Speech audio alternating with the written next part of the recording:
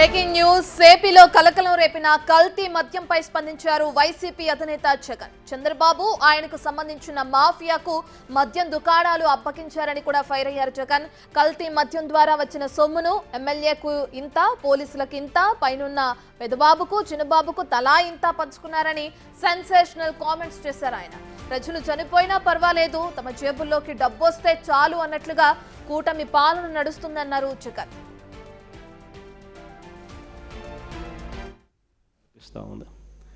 ఏది చూసినా కూడా దోపిడీయే. ఇసుక దగ్గర నుంచి మొదలు పెడితే రాష్ట్రానికి సంబంధించిన ఆదాయాలు తగ్గుతూ ఉన్నాయి. మరోవైపు ఇసుక చూస్తే మన హయాంలో కన్నా రెండింతలు ఎక్కువ రేటుకు అమ్ముడుపోతూ ఉంది. రాష్ట్రానికి సంబంధించిన ఖజానాకు రావాల్సిన డబ్బులు పోతూ ఉన్నాయి. ఇసుకైనా అంతే, మట్టి అయినా అంతే, క్వాడ్స్ అయినా అంతే, సిలికా అయినా అంతే, లాటరైట్ అయినా అంతే, చివరికి లిక్కర్ ఏ స్థాయిలోకి వెళ్ళిపోయిందో మనం అంతా కూడా చూస్తూ ఉన్నాం. విచ్చలవిడిగా ఈరోజు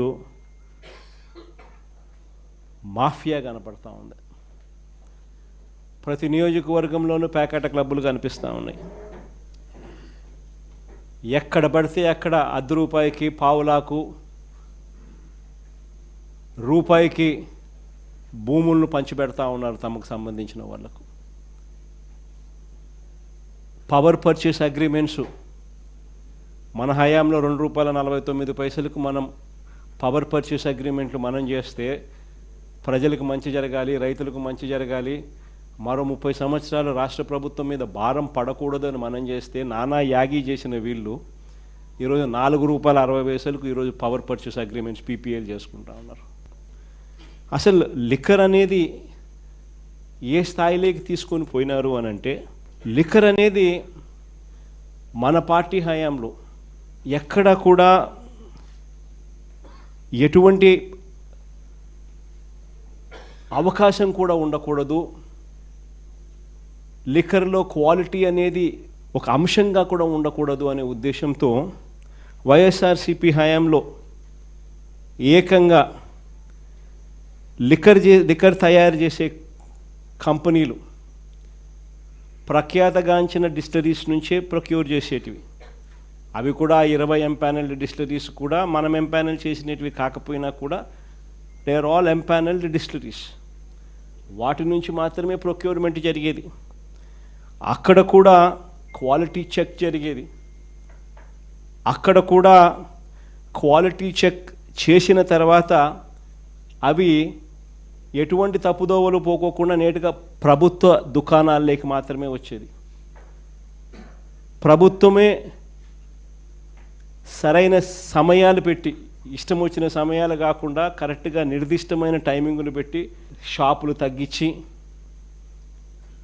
43,000 బెల్ట్ షాపులు అనే ప్రసక్తే లేకోకుండా, లాభాపేక్ష ఉండకుండా ప్రభుత్వమే షాపులు నడిపిస్తూ కరెక్ట్గా ప్రభుత్వ దుకాణాలు ఉండేటివి.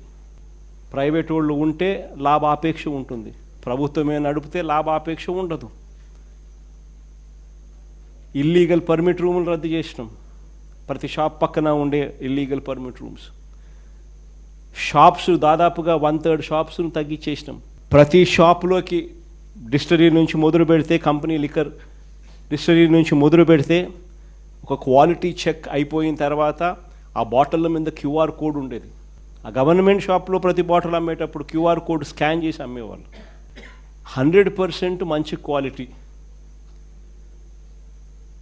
రెప్యూటెడ్ ఎన్లిస్టెడ్ డిస్టిలరీల నుంచి మాత్రమే ప్రొక్యూర్డ్ మెటీరియల్ అమ్ముడుపోయేది. గవర్నమెంట్ షాపుల్లో నుంచి అది కూడా అమ్మే పరిస్థితి ఉండేది. ఈరోజు చూస్తే నిజంగా ఆశ్చర్యం కలిగించే విషయాలు. ఒకసారి చూస్తే ఒక మాఫియా తరహాలో టోటల్గా గవర్నమెంట్ దుకాణాలన్నీ పూర్తిగా తీసేసినారు. చంద్రబాబు నాయుడు ఆయనకు సంబంధించిన మాఫియాకు సంబంధించిన ప్రైవేట్ దుకాణాలను పిక్చర్లోకి తీసుకొచ్చేసినారు. ప్రైవేట్ దుకాణాల నుంచి ఏకంగా ఇలా మాఫియా కంట్రోల్ చేసే ప్రైవేట్ దుకాణాల నుంచి గ్రామ స్థాయిలోకి కూడా ఏకంగా ఆక్షన్లు పాడి మరీ వీళ్ళకి సంబంధించిన కార్యకర్తలకు మాత్రమే నిర్వహించే విధంగా బెల్ట్ షాపుల నిర్వహణ కూడా వాళ్ళకి అప్పచెప్పినారు. వీళ్ళందరికీ మళ్ళీ ప్రొటెక్షన్ పోలీసులు ఇచ్చేట్టుగా బెల్ట్ షాపులకు ఆక్షన్లు పాడి డబ్బులు వసూలు చేసి ఎమ్మెల్యే ఇంత, పోలీసులు ఇంత,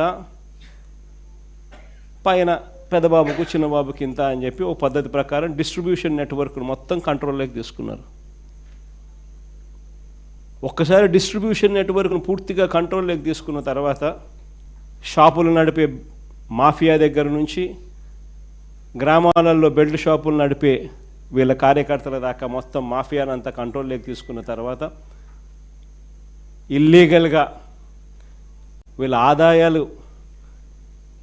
పెంచుకునే దానికోసం ఒకవైపున ఎంఆర్పి రేటు కన్నా ఎక్కువ రేటుకు అమ్ముతున్నారు.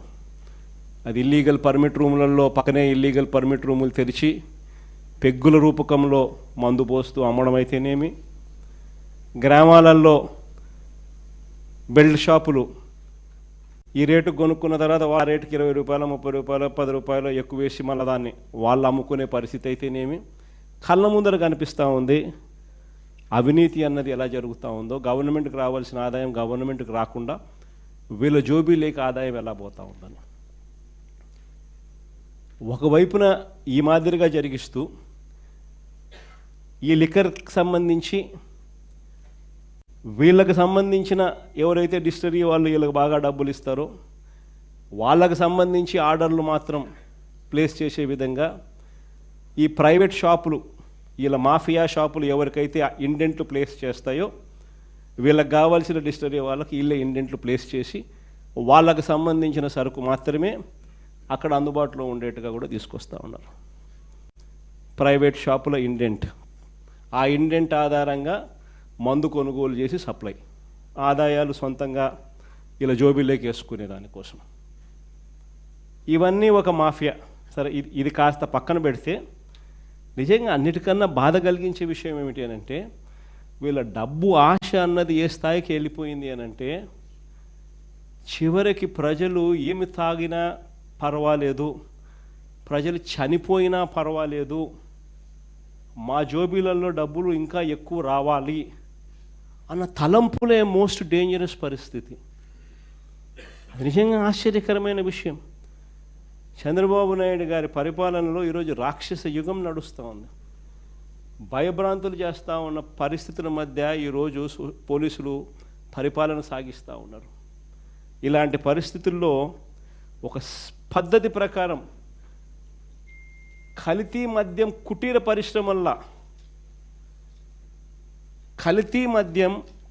పరిశ్రమలుగా ఏకంగా ప్రాంతాల వారీగా చంద్రబాబు నాయుడు ఆయనకు సంబంధించిన ఈ మాఫియాను కంట్రోల్ చేసే కొంతమంది ఆయన క్యాబినెట్లో మంత్రులు, ప్రముఖ రాజకీయ పోస్టులలో ఉన్న పెద్దలు, పెద్దబాబు చిన్నబాబు ఆధ్వర్యంలో కుటీర పరిశ్రమల్లో ఏకంగా వీళ్ళు కల్తీ మద్యం తయారు చేసే ఈ మాదిరిగా ఫ్యాక్టరీలు పెట్టి చేసేసి వీళ్ళే క్వాలిటీ లేని లిక్కర్ను అక్కడ తయారు చేసి వీళ్ళ డిస్ట్రిబ్యూషన్ నెట్వర్క్ ఏదైతే ఉందో, ప్రైవేట్ మాఫియాతో కూడిన డిస్ట్రిబ్యూషన్ నెట్వర్క్లకు ఏదైతే ఉందో ఆ షాపుల్లోకి, ఆ బెల్ట్ షాపుల్లోకి నేరుగా ఈ మందును పంపిస్తూ ఉన్నారు. ఆశ్చర్యం కలిగించే విషయం ఏంటంటే ప్రతి 4-5 బాటిళ్లలో ఒక బాటిల్ కల్తీ బాటిల్ తాగి మనుషులు చనిపోతా ఉన్న పరిస్థితులు. అసలు నిజంగా చూస్తే ఒక సిండికేట్ పద్ధతి ప్రకారం ఏ ప్రాంతాలు ఎవరెవరు పంచుకుంటున్నారు అన్నట్టుగా పంచుకుంటూ మన తంబళ్ళపల్లెలో మనం చూసాం. తెలుగుదేశం పార్టీ ఇన్ఛార్జ్ అక్కడ వైఎస్ఆర్సీపీకి సంబంధించిన ఎమ్మెల్యే గెలిచినాడు కాబట్టి అక్కడ తెలుగుదేశం పార్టీ ఇన్ఛార్జ్ అంటే లాస్ట్ టైం కంటెస్ట్ చేసినాడు, ఆయన పేరు జయచంద్రారెడ్డి. ఆయన ఆధ్వర్యంలో జనార్దన్ రావు అనే ఒక ఆయన, ఇంకొక ఆయన సురేంద్ర నాయుడు అనే ఇంకొక ఆయన, ఆ ఏరియాను వాళ్ళు పంచుకుంటూ వీళ్ళకు సూపర్విజన్ బాధ్యతలు, వీళ్ళ మీద సూపర్విజన్ బాధ్యతలు వాళ్ళ అన్నమయ్య జిల్లాకు సంబంధించిన మంత్రి రామప్రసాద్, వీళ్ళకి సూపర్విజన్ బాధ్యతలు. ఆయన సూపర్వైజ్ చేస్తూ ఉన్నాడు, ఆ ఏరియా అంతా వీళ్ళు పంచుకున్నారు. అక్కడ కుటీర పరిశ్రమ ఏకంగా బాటళ్ళు ఏకంగా మందులు తయారు చేస్తూ ఉన్నారు. బాటళ్ళు కనిపిస్తూ ఉన్నాయి. అసలు కుటీర పరిశ్రమలు, దానికి ఒక ట్యాంకులు, మూతలు, బాటళ్ళు, లేబుళ్ళు అన్నీ రాష్ట్రాన్ని ప్రాంతాల వారుగా నకిలీ మద్యం దందా సాగిస్తూ ఉన్నారు. అదో ఆయన సురేంద్ర నాయుడు, మంత్రి నారా లోకేష్తో కట్టా సురేంద్ర నాయుడు, లోకేష్ అబ్బా కొడుకు కంటెస్ట్ చేసిన క్యాండిడేట్ తమ్మలపల్లిలో, చంద్రబాబుతో ఈ జనార్దన్ రావు, ఈయన ఆయన జయచంద్ర రెడ్డి, ఆ సురేంద్ర నాయుడు, వీళ్ళంతా పార్ట్నర్స్. బీఫామ్ ఇస్తాడు చంద్రబాబు నాయుడు, బాగా కంటెస్ట్ చేయనైనా నువ్వు, ఇంకా ఎమ్మెల్యే ఇంకా అంత రకరకాలుగా ప్రజలను ఇంకా హింసించు అని చెప్పి ఏకంగా బీఫాము.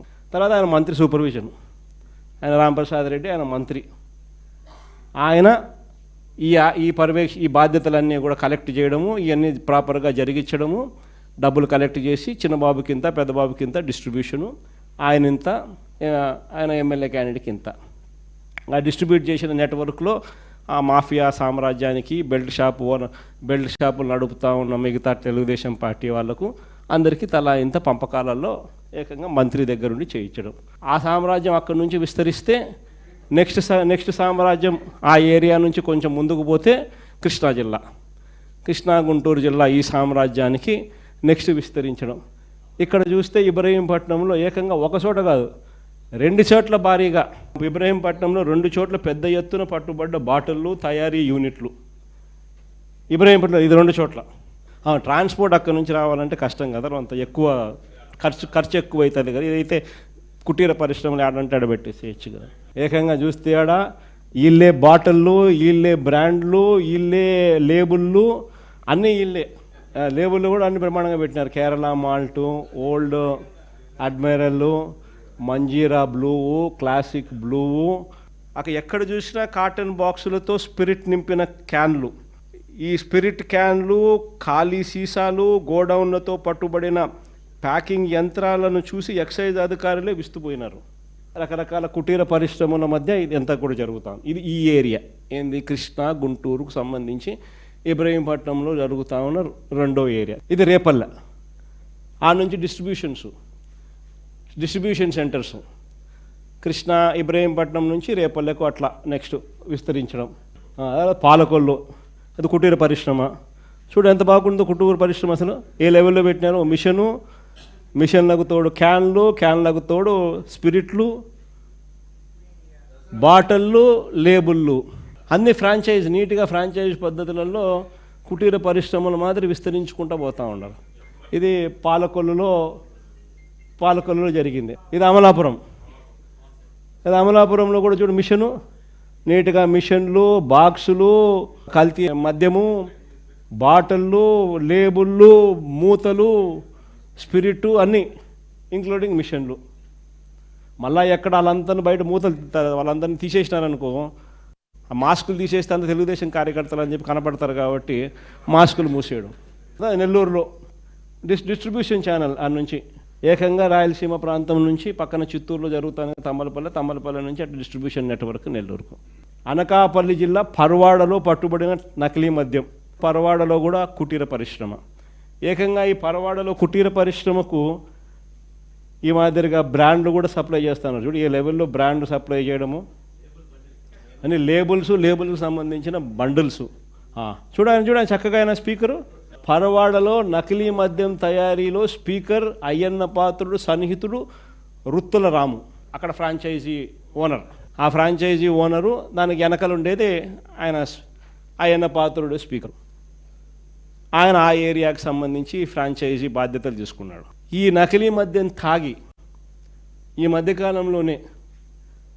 మధ్యకాలంలో చనిపోయిన ఫొటోస్.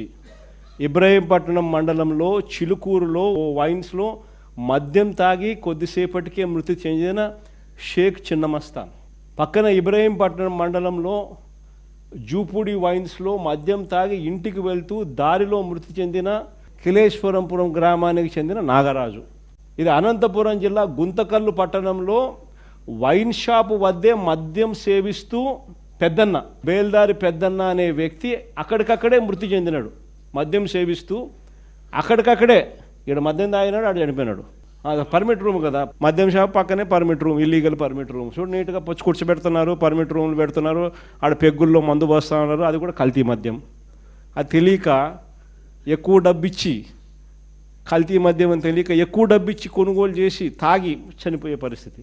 ఒక రాష్ట్ర ముఖ్యమంత్రి డబ్బుల కోసం ఏ స్థాయిలోకి దిగజారిపోతూ ఉన్నారు అని అంటే, సొంత జోబీలోకి ఆదాయాలు పెంచుకునేదానికి రాష్ట్ర ఖజానాను లూటీ చేయడం ఒక ఎత్తు అయితే, సరిపెట్టుకోకుండా ప్రజల జీవితాలతో చెలగాటలాడుతూ ఏ రకంగా లూటీ చేస్తూ ఉన్నారు అనేది ఈరోజు రాష్ట్రంలో స్పష్టంగా కనిపిస్తూ ఉన్న పరిస్థితులు.